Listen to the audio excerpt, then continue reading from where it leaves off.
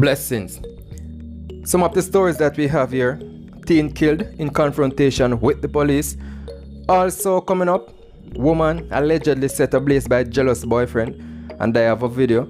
And as usual, remember that if you're new to the channel, if it is your first time over here, bro, please I'm asking you to subscribe, sis. Plus, click the notification bell, and while doing so, select option all, so that way you'll be first in line to be notified about each and every activity on our channel. And also remember to give this video a like always, for YouTube algorithm. Blessings and more beatitude.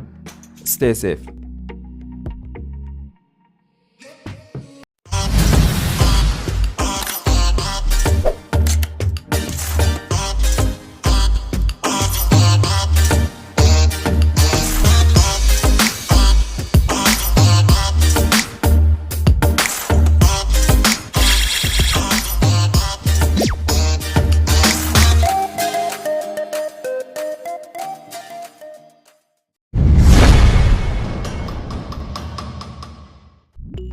One Uzi submachine gun was seized and 3 persons arrested during an operation on the Carey Park Main Road in Trelawney on Wednesday, May 19, which was yesterday. And we have some hotspots in Trelawney that are under the microscope, so with the seizure of this weapon, it helps the JCF to further track the crime situation there. So once again, congrats. Deputy Commissioner of Police Fitz Bailey, head of the Crime and Security Portfolio, congratulate JCF investigators who are landing more guilty pleas in court and confessions as the JCF continues its modernization thrust in improved investigative training, mentorship, and capacity building. Be attentive, then leave a comment and make your opinion count down in the comment section. I think we have some of the finest investigators within the region, and investigators who can stand up to any international scrutiny.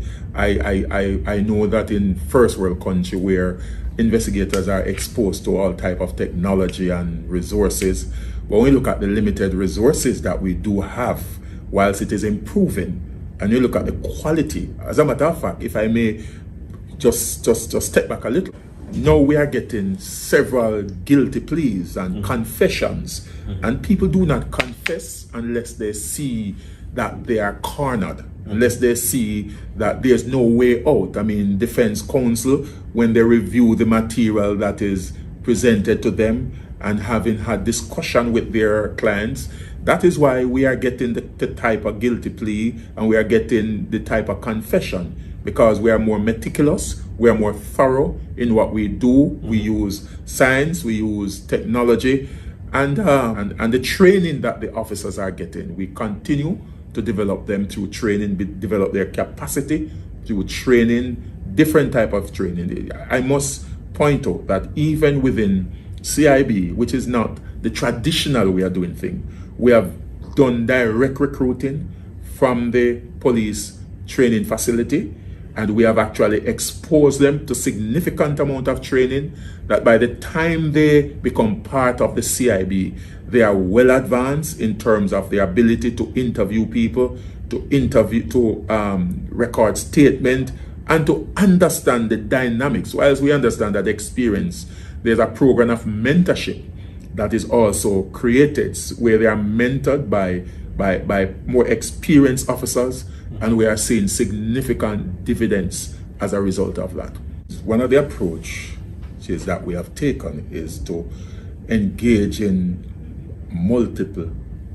multi-agency type approach in our investigation. So our mantra is that wherever you are, whoever you are, once you are involved in crime, we are going to extend our investigation to you. Again, it's about capacity building, widening our ability to investigate, do the paper trail, follow the evidence, follow the money as well, and also the owning of the talents of our investigator. I think, as I said, I am very impressed when I do case reviews When I look at the quality of the investigation that I see, I am really impressed, and I cannot overemphasize how I'm pleased with the investigation, be it even in terms of those who are support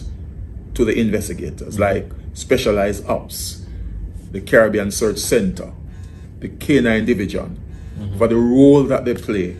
It's this multiple approach that we take towards investigation, and we link investigation. And I forgot to include the NIB, the intelligence component. We are getting better. When you look at the international benchmark standard, if you talk about maybe it's about 16%, 17% average. We are getting over 28% on our intelligent packages, which is something that is commendable, and I have no doubt as we progress, we are going to see greater result and more improvement in the intelligence component of the JCF. It may not be tomorrow, it may take time, but as long as they are involved, we are going to find them, we're going to get to them. Not only do I have a team that is competent, but a team that is patient, a team that is thorough.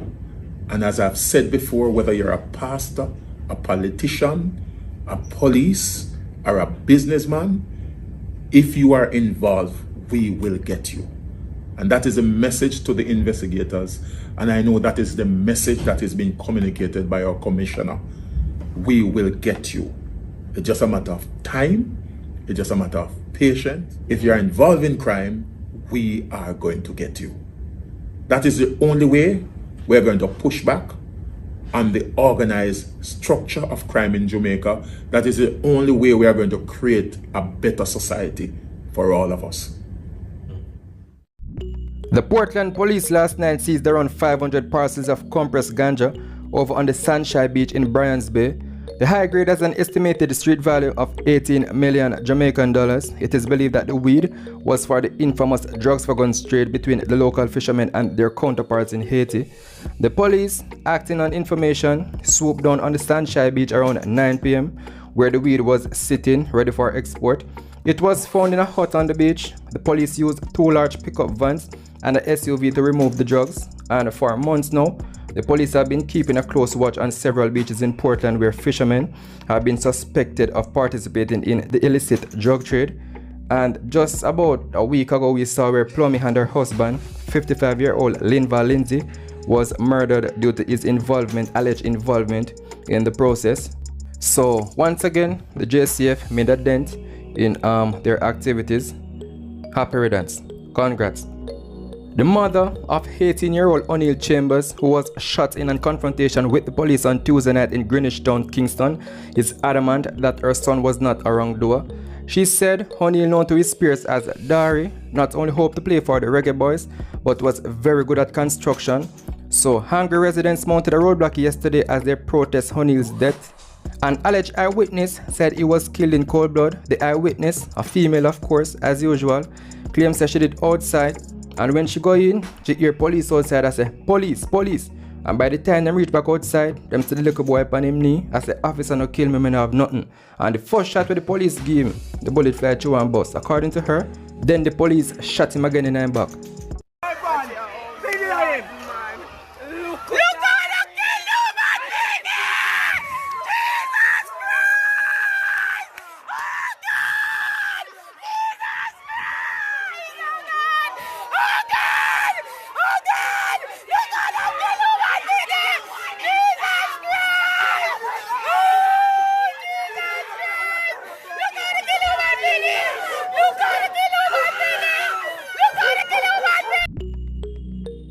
In the meanwhile, the Independent Commission of Investigations, which is probing the shooting, says the police reported that about 10:45 p.m. a team was on a patrol when a group of persons was seen at the gate of a premises Upon seeing the police, it is alleged that the group dispersed and one man remained and pointed a firearm at the cops, and the police reportedly discharged his weapon in the direction of the man. The injured man was taken to the Kingston Public Hospital for pronunciation, and a Springfield pistol bearing a serial number was reportedly has been retrieved at the scene by the police. So that is what Indicom is saying. So I'll keep you abreast on that while the case progresses. Now we take a look at Hanover.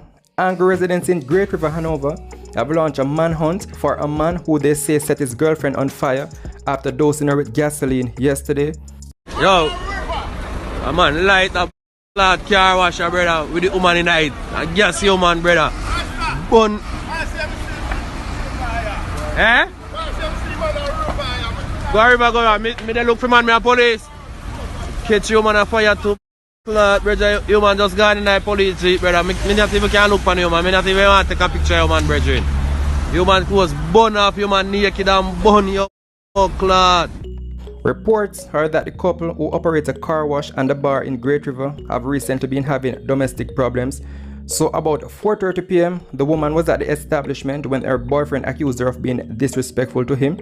He then dosed her with gasoline and set her on fire. He did the same thing with the business place. Residents rushed to the location and saw the burning woman running from the building. The residents managed to put out the fire, engulfing her using a blanket and flour. The building and all its contents were destroyed. The accused man, who allegedly was standing in the crowd, ran from the location. So the people really make the man get away and no mob him. So nobody never have no knife could make him bleed out. Jaja, he must stand up in the crowd like him sorry about what him do, like him stand up a regret after him see the girl a burn. Minutes later, cops from the Lucy police station rushed to the scene and transported the female to the Noel Holmes Hospital in Lucy, where she was admitted in critical condition. And people, when the police them hold him, I'm going to make you know what going on, see? So please ensure that you're subscribed to the channel. And here I have a photo of a man said to be known as Addy, who was reportedly shot and killed last night in Johns Hall, Montego Bay, St. James. So I'll keep you abreast on this one once the information comes forward. Blessings. And remember to leave a comment and make your opinion counts down in the comment section.